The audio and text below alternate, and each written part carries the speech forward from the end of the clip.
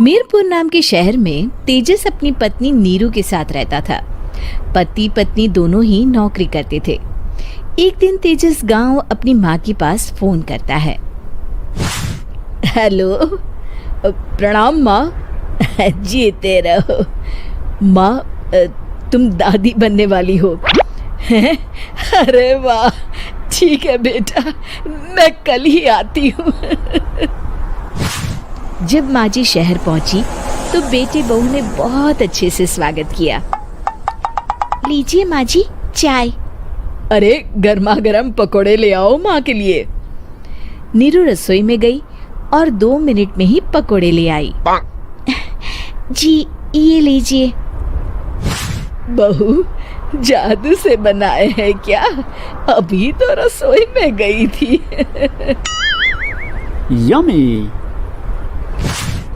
माँ जी, शीला रसोई में पकोड़े तल रही है, मैं बस लेकर आई। हे भगवान, मेरा धर्म भ्रष्ट कर दिया तूने। अब तो गंगा जल से शुद्धिकरण करना होगा। दूसरे दिन, माँ जी मैंने नाश्ता बना दिया है, ऑफिस जा रही हूँ। पर अभी तो घर का सारा काम पड़ा है। शीला आती ही होगी, झाड़ू पोछा बर्तन कपड़े वो सब कर लेगी। हमारे जमाने में घर का सारा काम हम ही करते थे।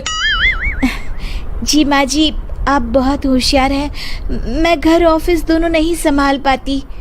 तो जरूरत क्या है घर से बाहर जाकर चाकरी करने की? वैसे भी घर का काम खुद करने से घर में बरकत आती है, समझी? पर माँ जी।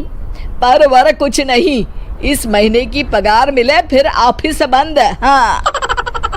रात को नीरू तेजस से कहती है, सुनिए जी, माँ जी बोल रही थी कि मैं नौकरी छोड़ दूं। वैसे ठीक ही तो है, अभी तुम्हें आराम की जरूरत है। फिर भी आराम कहाँ, शीला को छुड़ाने के लिए बोल रही थी। तो अब 24 घंटे में इतना काम तो कर ही सकती हो। पर जॉब पसंद है मुझे, घर पर मन नहीं लगेगा। अगले दिन जब दोनों ऑफिस के लिए निकल रहे थे, मेरी तो कोई कीमत ही नहीं है इस घर में। माँ जी, आजकल महंगाई बहुत है, रहन सहन भी बदल गया है, दोनों नौकरी करते हैं तभी ठीक रहता है। अच्छा, तू कहना क्या चाहती है? मेरा बेटा तुझे बिठा के खिला नहीं सकता? तू ही इस घर का खर्च चला रही है, हैं? नहीं माँ जी, मेरा वो मतलब नहीं था। मतलब खूब समझती हूँ, ये बाल धूप में सफेद नहीं किए मैंने। हाँ। अब तो ये रोज का काम हो गया था। तेजस भी रोज की झिकझिक से परेशान हो गया था। एक दिन उसने कहा, नीरू, वैसे भी तुम्हें मैटरनिटी लीव मिलने वाली है, तो अभी से ही छुट्टी ले लो। पर क्या, मेरी सैलरी अच्छी खासी है। आखिर नीरू ने रिजाइन कर दिया। जब बच्चा हुआ तो घर में सब बहुत खुश हुए। कुछ दिनों बाद तेजस फाइल देख रहा था। क्या हुआ तेजस, कुछ परेशान लग रहे हो? हाँ, वो हमारी जितनी सेविंग्स थी वो तो हॉस्पिटल में और छठी के फंक्शन में खत्म हो गई है नीरू। और अभी वैसे मंदी चल रही है तो मैं बोल रही थी कल मुन्ना को हेपेटाइटिस का टीका लगवाना है।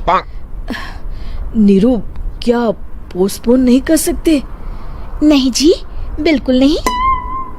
अब तेजस को समझ में आ रहा था कि उससे गलती हुई है। पैसों की कमी का असर घर के माहौल पर भी पड़ रहा था। अगले दिन, बेटा मेरा चश्मा और ये दवाइयाँ ले आना, पर्चा देते हुए माँ जी ने कहा। जी। तेजस, मुन्ना के लिए दूध का डिब्बा और डायपर भी ले आना, और ये किराने के सामान की लिस्ट है, इसे भी लाना है। तेजस गुस्से में लिस्ट मरोड़कर फेंकता है और चिल्लाता है, पैसे क्या पेड़ पर उगते हैं? ये ले आना, वो ले आना। अरे पर ये जरूरत का सामान ही है। वो गुस्से में बिना कुछ कहे ऑफिस चला गया। अरे अरे लंच तो ले जाइए। नीरू दौड़कर डिब्बा पकड़ाती है। एक दिन खाना खाने के बाद, नीरू, अब तो मुन्ना कुछ बड़ा हो गया, तो अब तुम वापस ज्वाइन कर लो ना जॉब। पर इस रिसेशन में जॉब मिलना बहुत मुश्किल है। ट्राई तो करो। फिर मुन्ना, माँ जी है ना, और एक फुल टाइम मेड भी लगा लेंगे। पर माँ जी, उन्हें तो पसंद नहीं। तभी माँ जी वहाँ आ जाती है और प्यार से नीरू के सर पर हाथ फेरते हुए बोलती है, अब मेरी समझ में आ गया बहू, पहले के और अब के समय में अंतर है। तुम काम शुरू करो, मुन्ना की जिम्मेदारी मेरी। मेरी प्यारी माँ जी। ये कहकर नीरू उनके गले लग गई। शिक्षा, परिवर्तन संसार का नियम है, हमें भी समय के साथ चलना चाहिए। उम्मीद है कि आपको हमारी ये कहानी पसंद आई होगी। कृपया हमारे चैनल को सब्सक्राइब करें और सभी अपडेट्स के लिए बेल आइकन जरूर क्लिक करें। और हाँ, वीडियो लाइक और शेयर करना मत भूलिएगा। Bye bye.